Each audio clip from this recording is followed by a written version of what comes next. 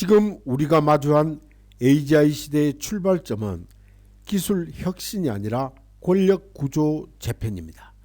우선 데이터 봉건제라는 개념은 과거 봉건제에서 가장 중요한 자산은 바로 토지였습니다. 토지를 가진 자가 생산을 통제했으며 생산을 통제한 자가 권력을 가졌습니다. 농민은 토지 위에서 일했지만 토지를 소유하지는 못했습니다. 오늘날 우리는 겉으로는 자유로운 디지털 사회에 살고 있습니다. 그러나 구조를 자세히 들여다보면 새로운 형태의 토지가 등장했습니다. 그것이 바로 데이터입니다. 우리는 매일 검색을 하고 위치를 공유하고 사진을 올리고 메시지를 보내고 구매 기록을 남깁니다. 이 모든 행위는 데이터로 축적이 됩니다. 문제는 이 데이터가 개인 통제하에 머무르지 않는다는 점입니다. 대부분 데이터는 거대 플랫폼 서버에 저장됩니다. 그리고 그 데이터는 AI 모델을 학습시키는 연료가 됩니다. 과거 농민이 토지를 경작했다면 오늘날 시민은 데이터를 생산합니다. 그러나 이 데이터의 소유권과 수익권은 플랫폼이 가져갑니다. 이 구조를 데이터 봉건제라고 부릅니다. 따라서 플랫폼 제국의 구조입니다. 이 플랫폼 제국의 구조를 보겠습니다. 현대 빅테크 기업들은 단순한 IT 기업이 아닙니다. 그들은 세 가지를 동시에 통제합니다. 첫째, 데이터입니다. 둘째, 연산력입니다. 셋째, 배포 채널입니다. 데이터는 사용자가 제공합니다. 그리고 연산력은 거대한 클라우드 인프라가 필요합니다. 그리고 배포 채널은 앱스토어, 검색 엔진, 소셜 네트워크 등입니다. 이 세 가지가 결합되면 하나의 강력한 권력 구조가 형성됩니다. 또한 사용자가 늘수록 데이터가 늘어납니다. 이 데이터가 늘수록 AI 성능이 향상됩니다. 또한 AI 성능이 향상될수록 더 많은 사용자가 몰립니다. 이것을 네트워크 효과라 합니다. 이 네트워크 효과는 자연스럽게 성자 독식 구조를 만들어냅니다. 한 플랫폼이 일정 규모를 넘으면 경쟁자는 거의 진입하기 어렵습니다. 이 구조가 바로 플랫폼 제국입니다. 또한 지능은 모일수록 아주 강해집니다. 지능은 분산될수록 약해지지 않습니다. 그러나 현재 구조에서는 모일수록 훨씬 더 강해집니다. 이유는 단순합니다. AI는 데이터를 먹고 자랍니다. 따라서 데이터는 규모가 클수록 의미가 아주 더 커집니다. 또한 연산력은 규모의 경제가 강합니다. 거대한 이 데이터 센터를 운영할 수 있는 기업은 극히 아주 소수입니다. 따라서 결과적으로 지능은 자연스럽게 상위 몇 곳으로 집중되게 됩니다. 따라서 초자본 독점형 문명으로의 이동입니다. 이대로 두면 어떤 일이 벌어지겠습니까? 첫째, 불평등이 가속됩니다. 둘째는 정책과 여론이 플랫폼에 존속됩니다. 그리고 셋째는 국가 권력도 결국 기술에 의존하게 되는 것입니다. 그리하여 결국 지능은 민주적 통제 밖으로 이동하게 됩니다. 겉으로는 자유시장입니다. 그러나 실제로는 지능 봉건 체제입니다. 이 상태가 고착되면 되돌리기 어렵습니다. 데이터는 이미 쌓였고 모델은 이미 학습되었으며 사용자는 이미 존속되었기 때문입니다. 따라서 초자본 독점형과 국가 통제형 그리고 분산 조율형이 있습니다. 지금부터는 AGI 시대의 인류가 맞이할 수 있는 미래를 이 세 가지 모델로 정리해 설명드리겠습니다. 결론부터 말씀드리면 이 세 모델 모두 기술 발전 자체는 아주 비슷하게 진행됩니다. 차이는 기술이 아니라 지능이 배치되는 구조입니다. 즉 지능이 누구에게 집중되고 누가 접근을 하며 누가 통제하고 누가 이익을 얻는가의 문제입니다. 바로 그 구조에 따라 문명의 방향이 완전히 달라집니다. 그 첫 번째가 초자본 독점형입니다. 지능은 기업의 자산이 되고 사회는 의존 구조가 됩니다. 이 초자본 독점형은 한 문장으로 이렇게 정리됩니다. 소수의 초거대 기업이 데이터와 연상력 모델을 독점하는 구조입니다. 이 모델에서 핵심은 세 가지가 결합된다는 점입니다. 데이터 독점입니다. 연산력 독점입니다. 배포 채널 독점입니다. 이 결합은 시장 경쟁을 넘어 사실상 지능 인프라 사유화로 이어집니다. 이 모델이 현실적으로 강한 이유가 있습니다. 그 첫째는 효율성이 아주 높습니다. 민간 기업은 빠르게 투자하고 빠르게 혁신합니다. 따라서 이 초대형 모델 경쟁에서도 아주 유리합니다. 둘째, 소비자 경험이 좋아집니다.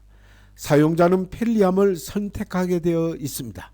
따라서 이 편리함이 곧 종속을 만들 수 있습니다. 그리고 셋째는 네트워크 효과가 아주 강합니다.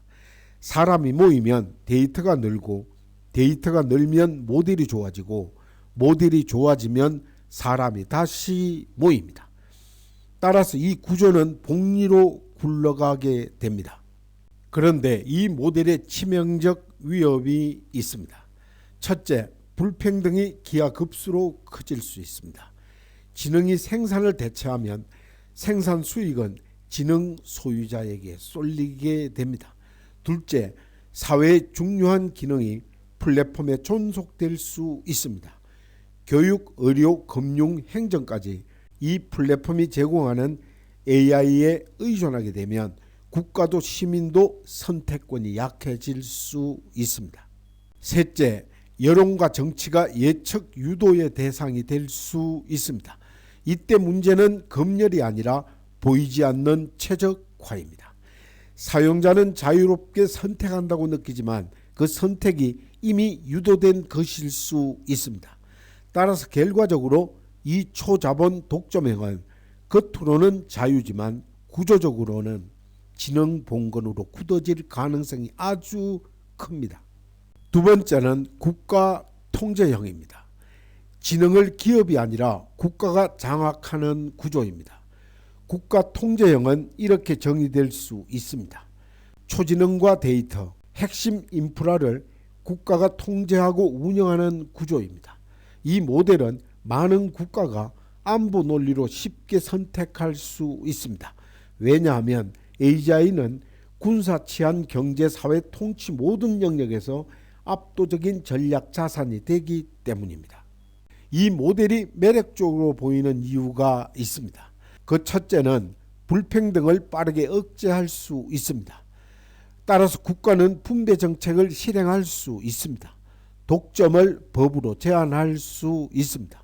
둘째는 안정이 있어 보입니다. 전환기에 혼란이 생기면 국가가 질서를 관리할 수 있습니다. 그리고 셋째, 안보 리스크를 통제할 수 있다고 믿게 됩니다.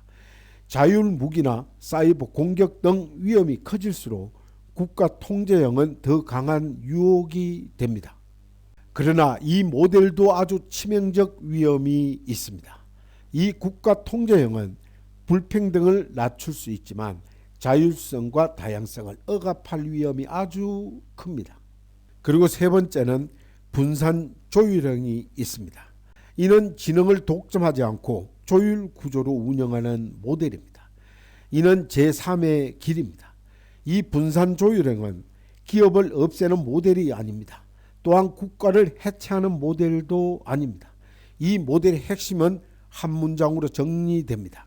지능을 공공 기반으로 만들되 권력을 분산시키고 운영은 시민 검정으로 조율하는 구조입니다. 즉 공공성 플러스 분산 플러스 검정의 결합입니다. 따라서 이제 제3의 길이 필요합니다. 독점의 효율과 통제의 안정 사이의 딜레마를 넘어야 한다는 것입니다. 이제 질문은 이것입니다. 초자본 독점형은 효율은 있지만 불평등과 존속 위험이 아주 큽니다. 그리고 국가 통제형은 안정은 있지만 감시와 경직 위험이 아주 크다는 것입니다. 그렇다면 우리가 원하는 것은 무엇입니까? 혁신은 유지해야 합니다. 불평등은 관리해야 합니다. 자유와 다양성은 지켜져야 합니다. 또한 동시에 붕괴 위험을 낮춰야 합니다. 따라서 이 네 가지를 동시에 만족시키려면 독점도 전면 통제도 아닌 분산 조율 구조가 아주 필요합니다. 따라서 이 홍익 분산형은 바로 그 균형점을 찾는 모델이 될 것입니다. 이 제3 모델을 한눈에 정리하면 초자본 독점형은 빠르지만 위험하고 국가 통제형은 안정적이지만 경직될 수 있습니다. 따라서 분산 조율형은 속도는 다소 느리지만 장기 안정성이 높습니다. 따라서 AGI 시대는 가장 빠른 성장을 고르는 시대가 아니라 가장 오래 지속되는 구조를 고르는 시대입니다. 따라서 문제는 기술이 아니라 바로 구조입니다. AGI는 중립이 아니며 구조를 가속화합니다. 따라서 AGI는 이 세 가지 속도를 동시에 올립니다. 첫째, 판단 속도입니다. 인간이 하루에 처리할 수 있는 판단량과 AGI가 처리하는 판단량은 비교가 되지 않습니다. 이제 시장은 인간보다 먼저 움직일 수 있습니다. 정책도 인간보다 먼저 설계될 수 있습니다. 또한 여론도 인간보다 먼저 바뀔 수 있습니다. 둘째, 최적화 속도입니다. AGI는 인간이 수십 년 걸려도 못 찾는 해법을 짧은 시간에 탐색할 수 있습니다. 따라서 문제는 바로 여기서 발생합니다. 어떤 목표를 최적화하느냐에 따라 사회 전체가 그 목표로 일제히 끌려갑니다. 그리고 셋째, 집중의 속도입니다. AGI는 규모의 경제가 아주 강합니다. 데이터 연산력 모델이 한 곳에 모이면 성능이 올라가고 성능이 올라가면 더 많은 이용자와 수익이 쏠립니다. 즉 집중이 자연스럽게 빨라집니다. 이것이 바로 구조 가속화입니다. 따라서 우리가 설계하지 않으면 어떤 구조가 자동으로 선택되나 보겠습니다. 우리가 설계하지 않으면 사회는 자동 조종 상태가 됩니다. 그 자동 조종의 방향은 대체로 집중됩니다. 왜냐하면 이 집중이 수익과 효율을 만들기 때문입니다. 그리고 현재 경제 구조는 수익과 효율을 가장 강한 보상으로 주는 구조입니다. 따라서 우리가 설계하지 않으면 AGI는 다음 경로로 움직입니다. 수익을 극대화합니다. 효율을 극대화합니다. 예측을 극대화합니다. 또한 통제를 아주 극대화합니다. 이 흐름이 합쳐지면 초자본 독점형 또는 국가 통제형으로 빨려 들어가기 쉽습니다. 즉 제3의 길은 가만히 있으면 자동으로 생기지 않습니다. 결국 제3의 길은 설계가 있어야만 가능합니다.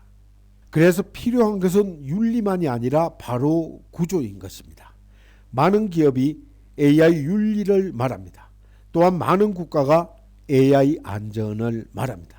그러나 윤리 선언은 구조를 바꾸지 못하면 한계에 봉착합니다. 왜냐하면 이 시스템은 선언이 아니라 보상 구조에 의해 움직이기 때문입니다. 따라서 우리는 윤리 이전의 구조를 먼저 설계해야 합니다. 구조 설계란 무엇인가? 데이터 권한을 개인에게 돌려드리는 것입니다. 또한 공공코어 접근권을 보장하는 것입니다. 또한 집중 임계치를 자동 관리하는 것입니다. 또한 로그 공개와 시민 검증을 제도화하는 것입니다. 즉 이를 홍익형 분산 조율 구조를 만드는 것입니다. AGI는 거울입니다. 우리가 가진 욕망, 인센티브 구조를 그대로 비춥니다. AGI는 가속기입니다. 그 구조를 빠르게 증폭시킵니다. 따라서 핵심은 이것입니다. AGI를 잘 만들 것인가가 아니라는 것입니다. 이는 바로 AGI가 들어갈 문명 구조를 설계할 것인가입니다. 따라서 우리가 설계하지 않으면 집중은 폭주할 것입니다. 그리고 이 폭주는 언젠가 충돌과 붕괴로 돌아올 수 있다는 것입니다. 그래서 우리는 이 제3의 길을 설계해야만 합니다.